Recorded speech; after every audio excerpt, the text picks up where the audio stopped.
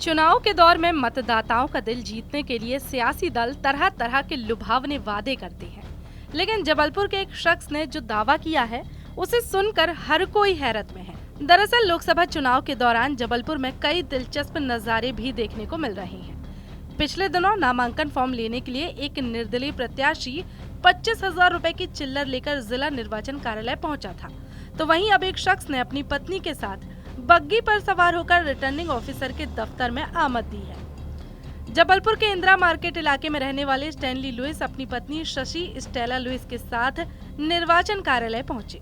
जिस अंदाज में स्टैनली लुइस अपनी पत्नी के लिए नामांकन फॉर्म लेने पहुंचे, उसे देखकर हर कोई हैरान रह गया।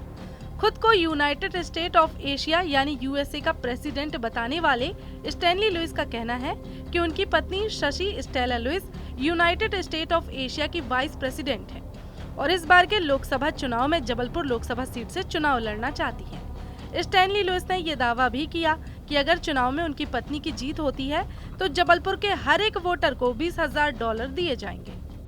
इसलिए कि मैं United State of Asia USA का प्रेसिडेंट हूँ और मेरी पत्नी Shashi Stella Louis vice president है और मैं जबलपुर से लोकसभा का प्रत्याशी का चुनाव अपनी पत्नी श्रीमती शशि स्टेला लुइस को लड़वा रहा हूँ। चुनाव जीतने पर, जबलपुर का चुनाव जीतने पर जबलपुर के हर वोटर को $20,000 दिए जाएंगे।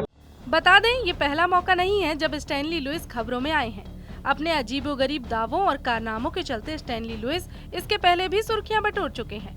कई बार के लोकसभा और विधानसभा चुनाव के अलावा स्टैनली लुइस राष्ट्रपति के चुनाव में भी दावेदारी पेश कर चुके हैं।